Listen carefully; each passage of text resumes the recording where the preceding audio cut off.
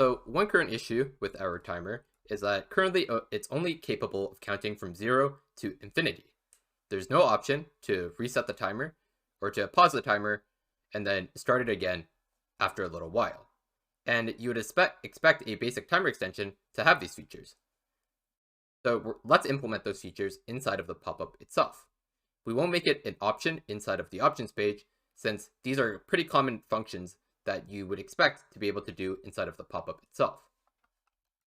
So to do that, let's open up our pop-up HTML and our JavaScript. We can close our options page stuff. And what we'll do is begin by looking at our pop-up, and we're going to add in 3 buttons. The first button will be the start timer button, and I'm going to give it an ID of start.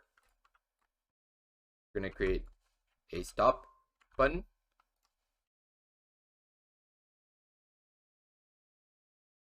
give it an ID of stop,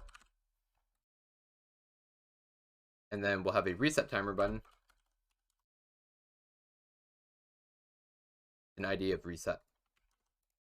So inside of our popup.js, well, first of all, we can open our pop-up and we can see that our buttons are now here. But what we'll do is we'll need to get references to all 3 buttons. So we'll do document.getElementById. And I'm going to copy this 2 more times.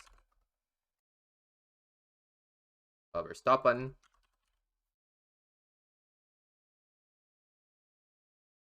Our reset button. And then now that we have our 3 buttons, we need to add a event listener. And this will be a click listener. And inside of the callback, what we're going to do is we're going to set a flag. And we're going to set this flag inside of local storage since it's being controlled in the pop-up and it's not exactly in options that we really need to sync between browsers. So we're going to use chrome.storage.local. And then we're going to set an isRunning variable to false.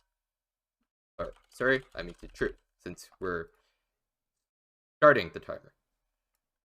And then I'm going to copy this a second time.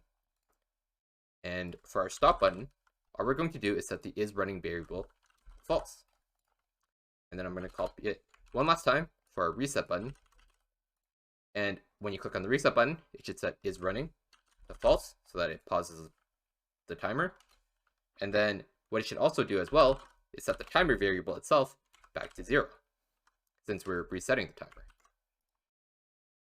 So now that our buttons are working with event listeners, we actually have to use this isRunning variable inside of our background script.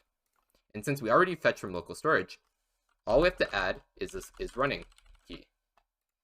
And then again, we'll have to set a default value for isRunning.